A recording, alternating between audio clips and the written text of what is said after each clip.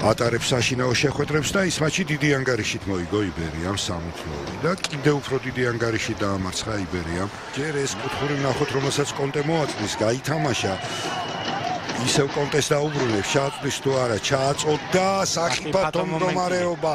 დარტყმა და გაიხსნა ანგარიში უკვე მეორე წუთზე გორის დილა დაწინაურდა ოთარ ფარულავა ბედნიერია.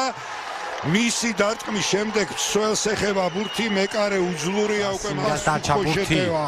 შევიდა საჯარიმოში, პასი გააკეთა შეყილაძე, დაარტყა შეყილაძემ 2-0. გორის დილა ორ ბურთიანი სხვაობით გადის წინ. შოთა შეყილაძის გოლი კვლავ რიკოშეტი იყო. და ისევ სტარტზე ტაიმის, პირველი ტაიმის მეორე წუთზე გაიტანეს, აქ მეორე ტაიმის მესამე წუთზე ტენის მოგერიებას მოახერხეს.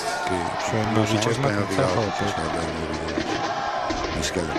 და მოახერხეს გატანა, ერთი ბურთი გაქვითა იბერიამ.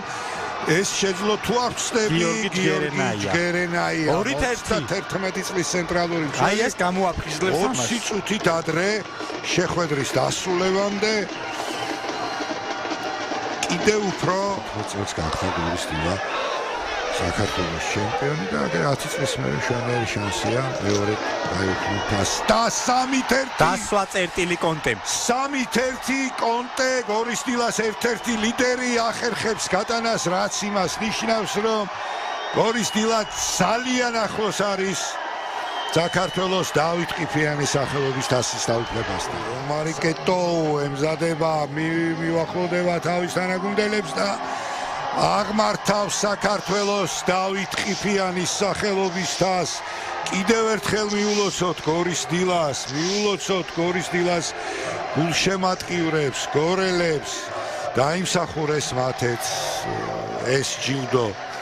ულოცავთ გორის დილას დამსახურებულ ჩემპიონობას და წარმატებულ სეზონს.